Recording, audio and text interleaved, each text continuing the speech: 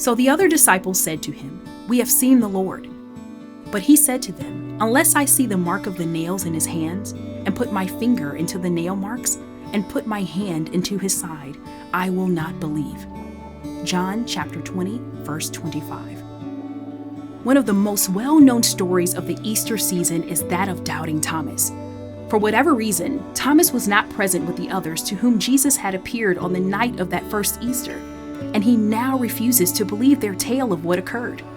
The notion that Jesus has risen from the dead is beyond what reason will allow him to wrap his mind around.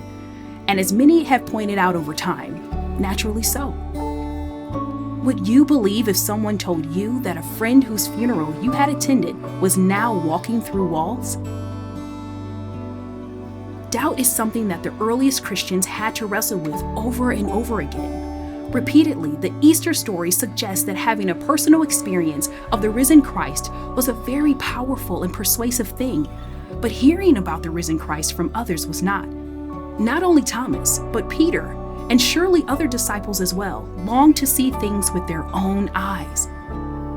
We can understand that desire well. We've all been tricked into thinking something that later turned out not to be true. In school, we're taught to make sure we don't believe everything we hear and to do our research. We know that doubt serves a purpose, and we can't function in this world without it.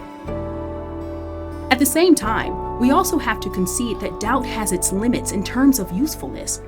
During the pandemic, those of us serving in Catholic healthcare have seen time and again how doubt has become a way of life for many who refuse to believe even the most knowledgeable medical voices in the nation.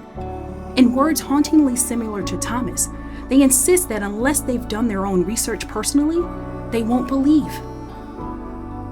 What this stance ignores is that unless you are a medical scientist working directly in a lab, even your own research will be based on an act of trust that what you are reading of others' research is correct. None of us is an island unto ourselves. We all make decisions daily based largely on what we've heard from others rather than knowledge we have gleaned directly. And we cannot do otherwise. No one is an expert in everything. A healthy sense of doubt is good, but only in concert with a healthy dose of humility about the limits of our research capacities and the ability to discern wisely what voices we should trust. In the story of Thomas, Jesus intervenes and offers the direct experience for which Thomas is so hungry. But at the end, Jesus names as blessed those who are able to discern what is true and believe not only because of what they have seen with their eyes, but what they have heard through their ears. Figuring out when to trust and act rather than wait and demand more information is one of the biggest dilemmas we face as human beings. But getting it wrong, as the pandemic has shown us, can have tremendous consequences for our own well-being, as well as the well-being of others. In our Easter journey this week, let us walk alongside Thomas, praying that we will gain the clarity we seek and the capacity to trust that we need to live our moment in history well.